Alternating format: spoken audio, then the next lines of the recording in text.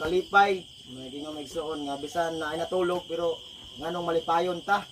Kamo na gingon ni Apostol Paul diya sa 1 Thessalonians 5:16 nga rejoice always.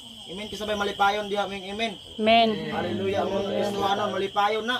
Hallelujah. Kamo na giingon na igsuon in everything give thanks unto the Lord. Unsa may mga sirkumstansa nga imong nadawat karon, mga pagsulay nga imong nadawat karon, bat katigot amo Ginoo. Amen. Hallelujah. So padayon ta igsuon. Praise the Lord. Hallelujah. Nagaingon da may igsuon sa Ecclesiastes may igsuon 12. Hallelujah. Nagaingon atong buhi nga Dios. And the dust returns to the ground it came from, and the spirit returns to God who gave it. Ug ang abog mubalik nganhi sa yuta, ingon kaniadto, ug ang espiritu mubalik ngadto sa Dios nga maoy naghatag niini. So kita igsuon sa itong mga kinabuhi. Hallelujah. Muna giingon nga wa kita kabalo. Amen. Sa imong ugma wa ta kabalo unsay may tabo nato. Muna giingon nga natawo ta nga hubo, mubalik ito sa Ginoo nga wa tay dalon. Bisag daghan pa ka mga kabtangan diya, naa pa kay yuta nga pila ka hektarya diya igsuon. Pero ang imuha ra jung balikan igsuon. Pila ra jud ka kuan igsuon. Kanang gamay ra gyud kaayo. Amen. So muna sa itong kinabuhi atong ilhon ang atong buhi nga Dios nga mao'y atong personal nga mangluluwas. Kaya nagaingon siya na igsuon. Hallelujah.